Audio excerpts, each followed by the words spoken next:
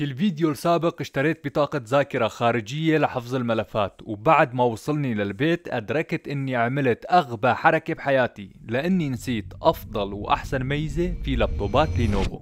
من أكبر المشاكل اللي بتواجه صناع المحتوى هي حفظ الملفات، مع إنه في أنواع وأشكال كثيرة لبطاقات الذاكرة، إلا إنها حساسة شوي، بل حساسة كتير، وأي غلط صغير ممكن يكلفك شغل شهور وكمان تلف بطاقة الذاكرة. وغير إنها بتخلي تجربة استخدام اللابتوب المحمول المتنقل الكومباكت متناقضة شوي. المهم بعد ما بلشت أحفظ ملفاتي على القرص الجديد فجأة نور براسي فكرة.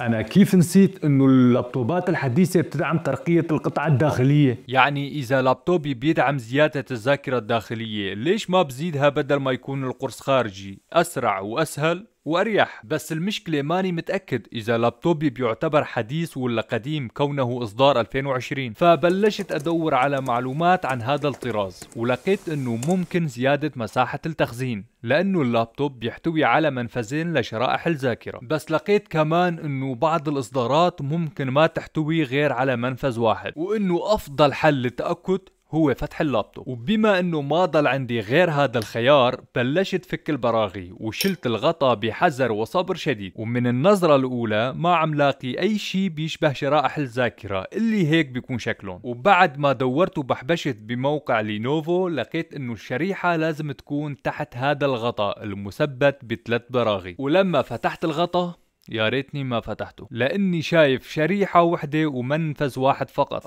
يا لخيبة الامل. وقبل ما رجع كل شي لمحله مثل ما كان، عملت كاسة قهوة وتفرجت على بعض الفيديوهات. وهون لقيت فيديو بيقول انه شرائح الذاكرة ما ضروري تكون جنب بعض مثل الرامات، وفعلا لما تطلع على هذا الغطاء بيشبه كثير هذا الغطاء. معقول يكون تحته المنفذ الثاني؟ ولما فتحته كان فعلا موجود منفذ ثاني لترقية بطاقة الذاكرة. طلع لابتوبي مانو زبالة مثل ما أنا كنت مفكر. والحلو خلال هذا البحث تعلمت كتير شغلات وترقيات ممكن أعملها لهذا اللابتوب قبل ما أفكر اشتري لابتوب جديد. فقررت أعمل ترقية لأغلب قطع اللابتوب بحيث يخدمني سنة كمان أو حتى أكثر. والفيديو القادم راح يكون فيديو لتطوير وترقية هذا اللابتوب، العقل والهيكل الأساسي وأهم شيء في السيت اب. يا ترى شو هن القطع اللي ممكن غيرها؟ وبس، سلام.